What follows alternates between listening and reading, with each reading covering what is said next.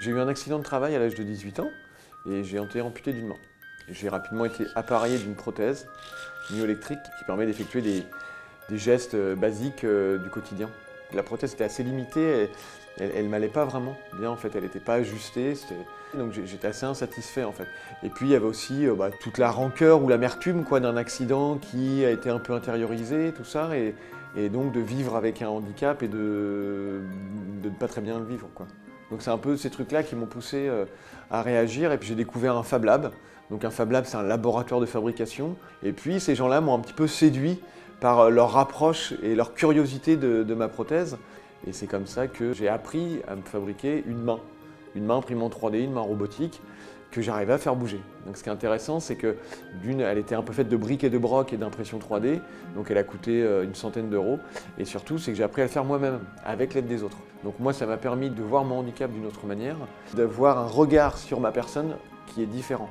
Et donc, du coup, j'ai appris à arrêter de vouloir changer le regard des autres sur le handicap, mais plutôt à changer mon propre regard.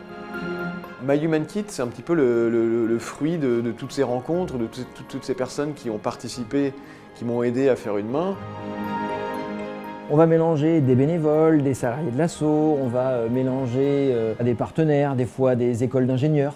Et là, c'est vraiment à la personne en fait qui est au centre du projet, le porteur de projet. On dit, nous, de faire les choix techniques et esthétiques.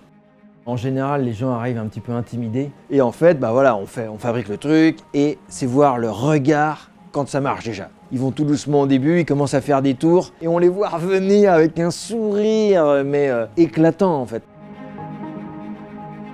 Avec l'évolution de ma maladie, j'étais un peu désespéré parce que je n'avais plus la force ni la dextérité pour tenir une manette dans mes mains.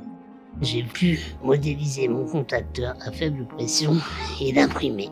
J'ai pu participer à une conférence, parler de mon projet, de l'utilité de My Human Kit qui m'a permis de reprendre énormément confiance en moi. My Human Kit provoque aussi cette prise de conscience qui est, on est expert capteur faible pression quand on est tétraplégique et qu'on utilise ça depuis 15 ans. Moi je suis expert de capteurs myoélectriques et personne d'autre ne sait les utiliser à part moi.